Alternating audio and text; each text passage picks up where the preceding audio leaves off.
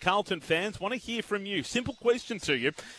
Who do you want to see appointed as your senior coach for next year? Now, Josh Fraser has, for all intents and purposes, ruled himself out. However, after the win last night, if he gets a few more on the board, maybe he'll reconsider his position. It's just one win. 693. It's equal to the amount Michael Voss had through the first 8 games of the year. Tell you what, they looked inspired last night. They just looked to be going with a little bit more freedom. Yeah, and the Dogs are just going as well, so it was probably a good time. You're just that they beat your team. I am, but I still think it's just one win. And to suggest that in 5 days, a caretaker coach who's someone who's actually been in the football program this year has turned the team around is ridiculous. It's 40%. Very silly. The bounce back. That's what the bounce back is, 40%. Yeah. So it's just... So then what changed in 5 days? Oh, the psyche of them. Yep. And also they've been playing good footy for only a half. They've been in front in games. I think it was time in front. I think Shawry they were third or fourth in the comp. So it's not like they've been terrible. It's just that they couldn't hang in there. Last night they hung in there. That third quarter was an outlier for them to show that's the level they can get to. And the second half of the Brisbane game, wasn't it? Was it Brisbane? Yeah, the week before. They played really well. So, yeah, I reckon half of them are psychos down there. I don't know what's going on between the years, but you've got to get it right. I think the blueprint... Who's a psycho? The players. Okay. Yeah, because they just, look, they just in and out of games too many times. The leadership was brilliant last night. Yep. And they've been struggling. You know, I reckon they've been struggling as a group, as leaders, and now that just stood out last night. So, good luck to them, eh? You've got to enjoy the wins because it was a long time coming. I think as far as the coach moving forward, I'd be looking for the next, Stephen King. I think it just doesn't work the second time around very often for coaches, I don't think. In history, I mean, Mick Moldhouse is the last premiership coach at one team to go to another team and win a premiership, and that was in 2010.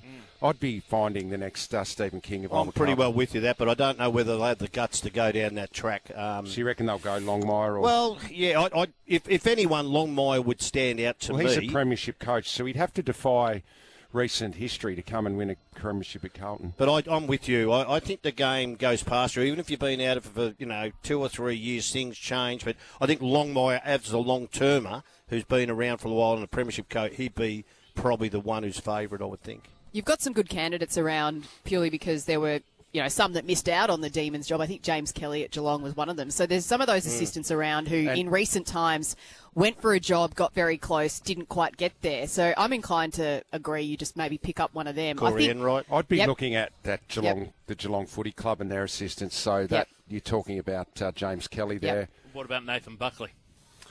Well, he's a recycle coach. So I'm saying... He's also in the Geelong system for this year. I know, but I'm talking about getting someone younger who's hungry and fresh and might have some different ideas and has come out of a good system. So you'd be looking at Sydney. You'd be looking at perhaps even Hawthorn with Sam Mitchell and Geelong. Go and see what the assistants there are doing and whether they're interested. Collingwood assistants are better. Yeah, the Pies as well. Skipworth. Great. I mean, the system at Collingwood is brilliant. The fact they could go up there on Friday night with 8 players under 20 games and execute as well as they did, it says their system's really strong. 133 693. Carlton fans keen to hear from you.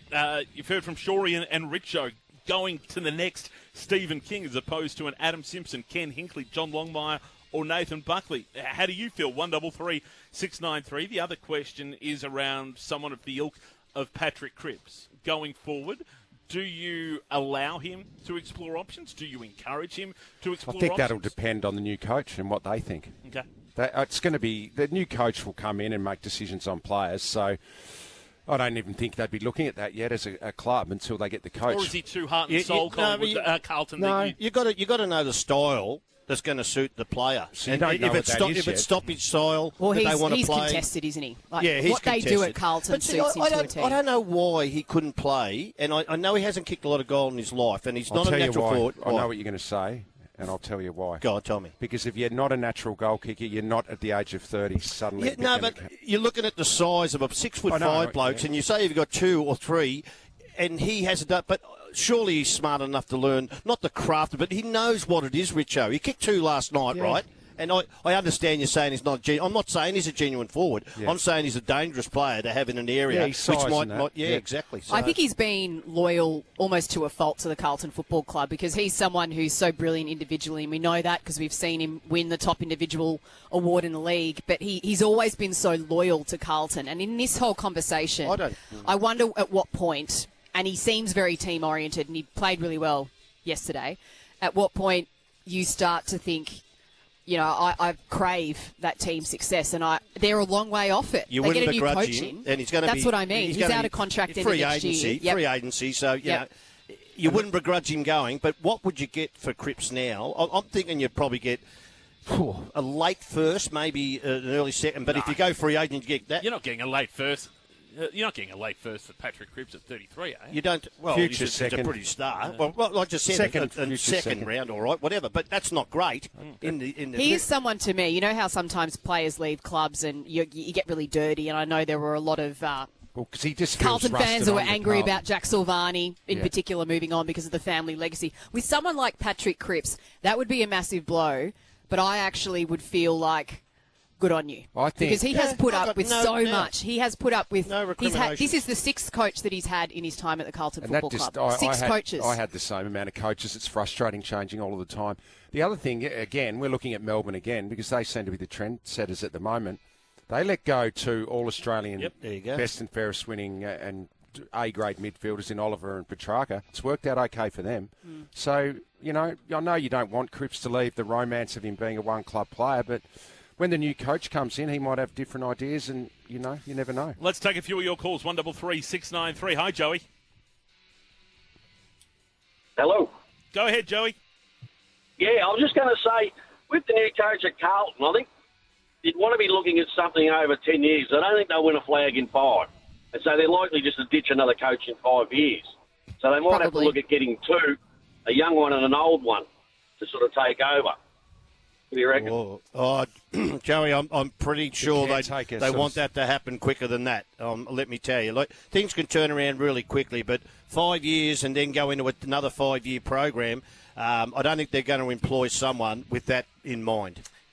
Let me ask you this. Can Carlton turn it around as quickly as Melbourne turned it around? So if they were to get the next... So. Right, okay. So if they were to get the next Stephen King, you still don't think Melbourne, that they could... Carlton because Melbourne have got some good first-round draft picks in. Carlton, I know you get Jagger Smith, but they've played a few new players the last few weeks, but I don't see it happening as quickly as some young Melbourne. kids, and they've still recruited well, the Demons, during the off-season. Yeah, I don't think so. I don't think it'll bounce that quickly. You don't lose players like De Koning. And look, De Koning, to me, still has to prove it. Silvani was the second best one-on-one player before he had injury problems in the competition, so he can do a job. So then you just, it doesn't happen. You can lose that sort of talent and get it done. Earlier in the week, Michael Voss sat down with the AFL website just hours after he was moved on as Carlton's coach, even though he made the decision. Now, he had some interesting comments to make around our own Sam Docherty, of course, the former leader of the club, and comments Sam Docherty had made earlier in the season. Here's Michael Voss. Doc's instance is he just should know better about what it's like to be that person inside the building. And I just thought that would be more an insightful conversation rather than just join the masses. But whatever Sam does next is completely up to him. But that's the type of energy thing that we need to shift. Michael Voss clearly not happy with the words of Sam Docherty earlier in the season. Of course, it ultimately saw Sam, in a way, banished from the club and from club functions. Now, Sam Docherty replied to those comments yesterday on 3AW Footy. He's going off the voice note to Dan Gorringe, then he's jumping to the conclusion that I sent that to him and wanted it aired, which we've been through this back in round one. I didn't want it aired, so of course it wasn't at my insightful best when I'm talking to a mate over a voice note. But if you're going off any of my other commentary around the club, I think I've been fair. I think I've been just. I've come into this industry in a sense of trying to give an opinion without slamming anyone, and I feel like I've done that to the best of my ability. Was Michael Voss unfair on Sam Docherty? Welcome to the real world. Yep. This is what this industry is. I can see why he was upset. He was pretty Michael upset, Voss, but because it's a play. If you've just left the club, I think that Vossi would think maybe that wasn't really what he needed to say. But as Doc just said, he didn't mean it to get out there. So Was he asked a specific question about that? Michael Voss about Sam Docherty? Was he asked that question about Sam well, Docherty's there you go. comments, Okay, yeah. well, he's got to come out and say a comment. He wasn't happy with it, but move on, get on over it. But the big thing with that is it wasn't meant to be public. I mean, let's be honest, we would have all said stuff on the phone to a mate that we don't want public, right? And that's what happened there. So I think it's telling that he had that response, Michael Voss, because, you spend the whole season not pretending like you don't care, but wearing this week in, week out, the narrative around your job and the pressure that you're under and saying, no, we're showing up, we're doing this, we believe that. And it shows that he has paid attention to what was going on the outside. It just, to me, spoke to volumes in terms of their relationship between Sam and Vossi. And Sam kind of alluded to this later in his chat on 3RW Football yesterday. I think it was off the back of wanting to. Well, it depends which way you look at it. There was a narrative around my health. It's not. I wanted to still lead the footy club. That's what I love doing. More than happy to step down the captaincy at that time. But I loved leading the club, and it took some adjusting, definitely. And you go from being in the room and having that discussion and being part of it to not, and then you kind of just have to ride the waves and not be able to say your opinion or have that behind closed doors. And that's so it hurt. It did at the time, yeah. I'm not going to lie about that, but it's that's part of footy, and I understand that, and I got on with my job for the whole time I was there and never brought it up, and here we are. This is the first time a lot of people will be hearing about it. If that is true, and that Carlton stood Sam Docherty down from the leadership group when he had the respect of the team and he wanted to continue within the leadership group, not as captain, but within the leadership group, and they stood him down because of his health at that point in time, I'm sorry, that is a shocking look. That is poor. What did they think? Why can't he be part But of the did they leadership? think it was impacting on his health? He'd know if it's impacting on his health. Sam Docherty in himself would know if it's impacting on his health. Yeah, I know, but hold on. Yeah. I reckon that's a pretty ordinary look. Well, it might. is that what happened? That's what I draw from what Sam had to say. Maybe there. they thought, Doc, their point of view was maybe Doc can still be a leader without a title.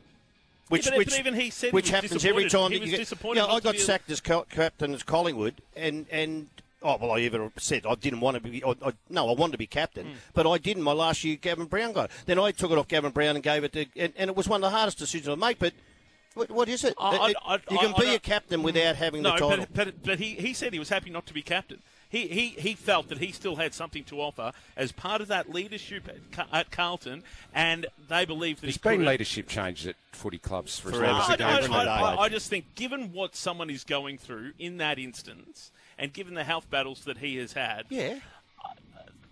that answers. Okay, he said, well, maybe I'm a soft touch. No, he said. I think that answers the question. Maybe I'm soft in this instance. But I would suspect it's a discussion. It's not. We're not saying right or wrong. No, I know you're not. Yeah. But I think, from my point of view, I'd need to have more information. That it's not a great look. Yeah, I don't know if that's all the information. Yeah, exactly. I'm with you, Richard. Was he having treatment at the time? Was there other issues that you don't want to burden him with at that time? Now, Doc probably thinks there wasn't, so that's okay. That he still believes he could have coped with it, but maybe the club thought the other way. And we all come to the end of it, whether you think you can and what. I would have wanted to be captain till the day I die, but it doesn't happen. So I get what you're saying in one, but I don't think it was a massive issue other than for Doc. I think you can tell that there's clearly an issue between him and Michael. Well, that's what I mean. I think it's just that relationship changed. That's a part of it. I think there's probably more to that relationship. I agree. Yeah, exactly. You can feel a bit of bitterness between. What's going. Clearly there is. Just the one thing that comes. But if that was part of the bitterness, I couldn't blame Sam for being bitter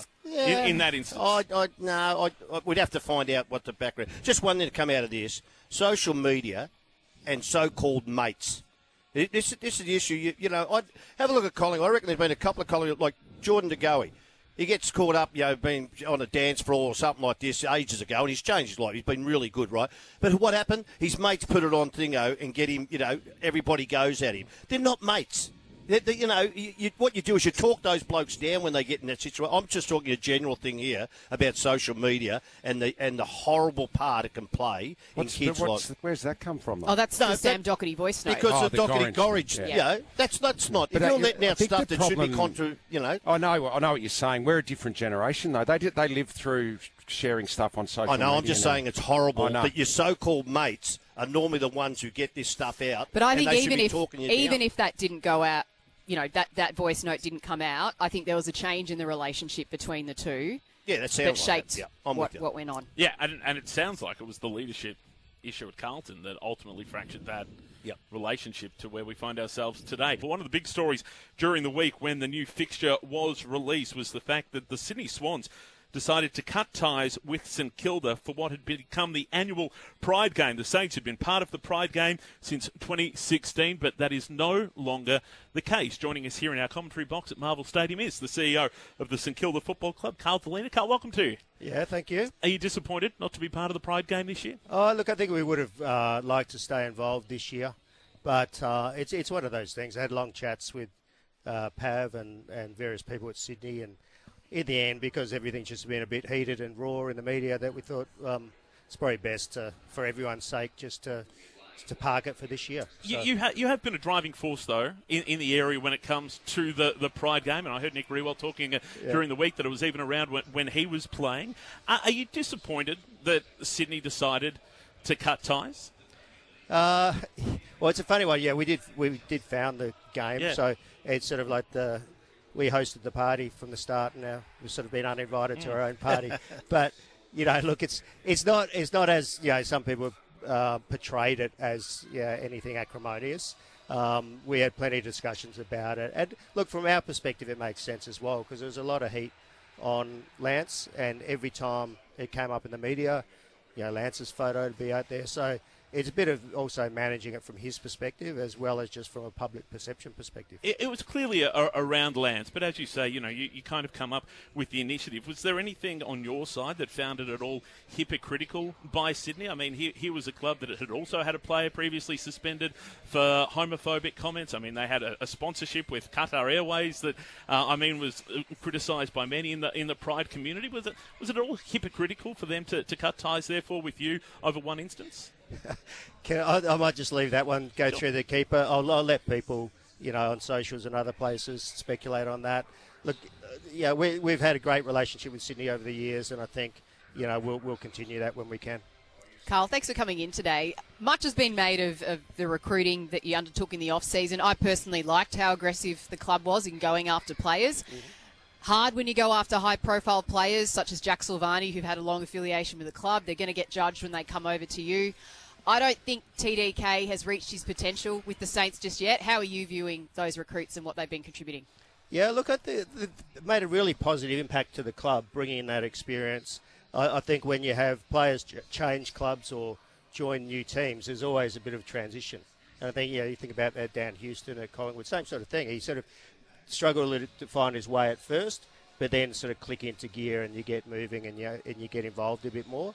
And so I think all of the guys we've added have certainly added a dimension to our team. And it's going to really stand us in good stead going forward. You've been very vocal, or at least members of your club in Andrew Bassett and Ross Lyon have been very vocal about the draft and the draft changes that have been made. Do you share their viewpoint in terms of the criticism about the draft changes and pushing for an untainted first round, particularly with Tasmania coming into the mix soon? I know that your club often gets highlighted as one of the clubs who's been most vocal in that space. Yeah, I think it's been a collective effort. Andrew, Ross and myself, we all had the same views about how compromised the draft had become, and I think a lot of people in the industry knew how compromised it had become, but it was all about growing the northern states. It was a bias towards growing the northern states, and that had become the primary role of the draft, as opposed to equalisation, which it should be, which was the original aim of the draft. So we were vocal about that. We still think it's not clean enough, but it's going to be a lot harder for teams to access high-level talent, particularly if you're finishing towards the top of the ladder. Unfortunately, we've had a whole wave of it with particularly the Queensland teams soaking up a lot of talent, and now we're going to have a couple of years of Tassie taking up talent. So it's challenging for any club that's trying to rebuild its list at the moment. Carl, just so on that with the academies and the changes being made to the draft, what about free agency? When you look at that, you were able to pick up some players obviously last year. But is that a challenge as well for the competition? Because I feel like when the big name, like this year we've got Butters and Zach Bailey coming out, I'm pretty sure they won't go to a bottom four team. like that, the good players seem to be just going to the good teams, making them even stronger. Is that a big problem for the comp as well? Yeah, it has been over the years, and I sort of felt it when I was at North previously in early days at the Saints, in terms of you're competing against the Collingwoods of the world or Geelong, and it's harder to attract those free agents and those clubs. But what we're trying to do is position ourselves as a club that is attractive for free agents. So you do that first and foremost. Secondly, there had been discussion around should you limit free agency so that the top team shouldn't be able to participate. But that gets really complicated because there's a negotiation with the Players Association, you're restricting trade, all of those sorts of things. And it's too hard to put too many compromises around free agency. The high performance managers, I think with the new rules, with the speed of the game, we've seen injuries and, not over the top, but again, they're coming, and a lot of them soft tissue stuff.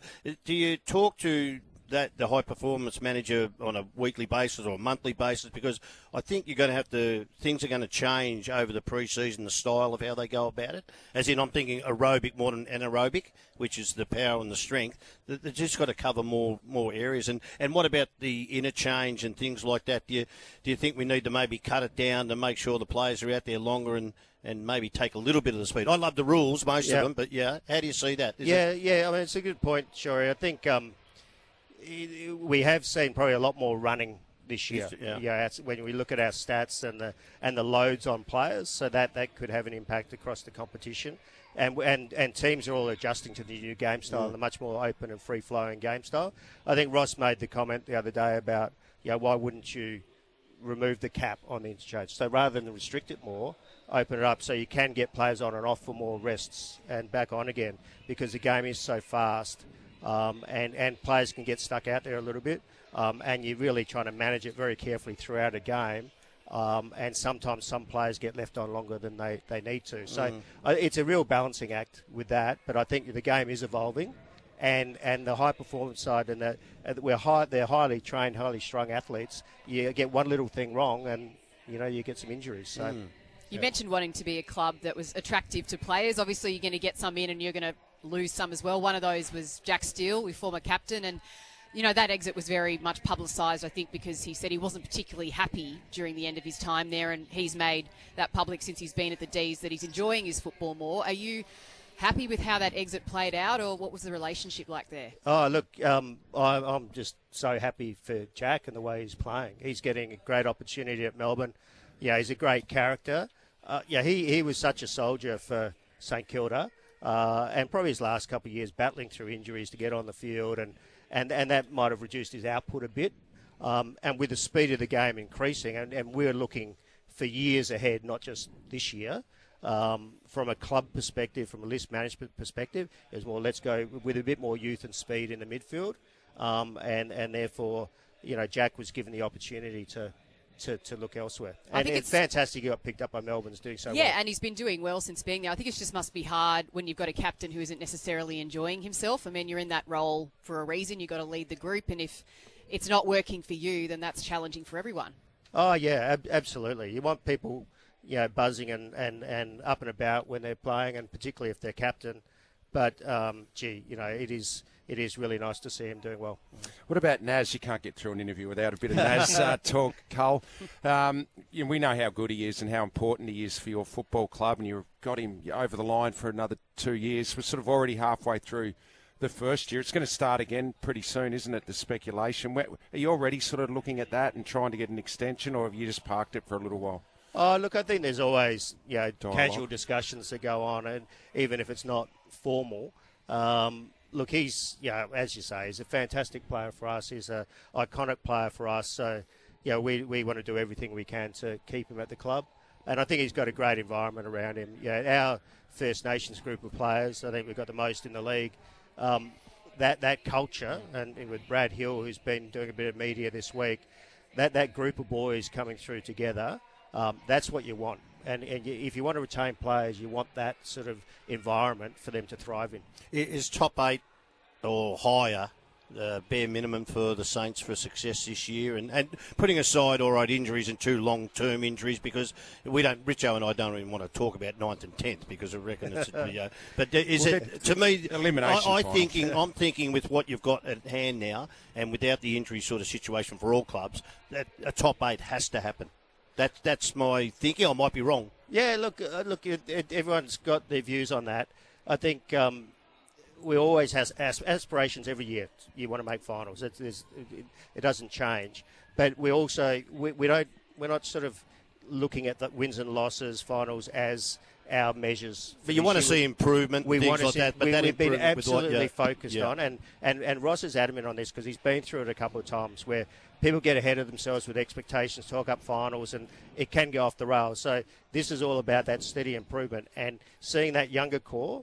Yeah, we've added some experience, but the Garcias, Darcy Wilsons, all those, getting them firing. And if you get that happening, as we've seen with some of our games, and there's a couple of games we probably should have won. It was very close. Oh, you've been playing pretty good football. We'd be very well positioned. So we'd love to be playing finals this year, but we're not going to go out publicly and say make or break. You don't can everything that happens, but I just think with the talent and natural progression, it just seems to me you want to play finals again with the injury part of it, but every club has that. I agree. I agree with that. Carl, what about Tassie? Sam McClure reported, was it on Thursday night? Friday night on 3RW Footy, that he'd spoken to a lot of clubs. I think it was at least 10 clubs, and that there were concerns around Tasmania coming into the competition. Do you know anything about that? Are you at the Saints worried? A loaded question for you. Did you get a phone call? Richo's invested, he is. I am invested. Yeah, look, it is hard. Look, to be brutally honest, in the early days, and this is going back when it was first coming up as an issue, I just couldn't understand how it expands the AFL or the competition, and if you're going to diminish the talent pool for other clubs. I think everyone bought into it when it was growth in the north, growth in New South Wales and Queensland, so we could understand that, and the clubs got sold on it. I think the nervousness with the clubs would be around the fact, well, okay, what's the upside for us? Are the TV rights going to be bigger? What is it going to do? Or is it going to be a drain on the competition? That's a natural reaction.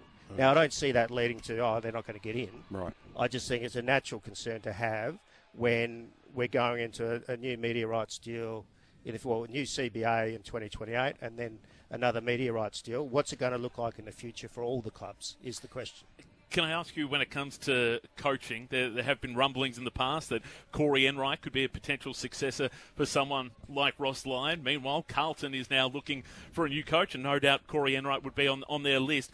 Do you give Corey that freedom to explore a senior opportunity, or do you try and lock him down at St Kilda because Ross won't go on forever?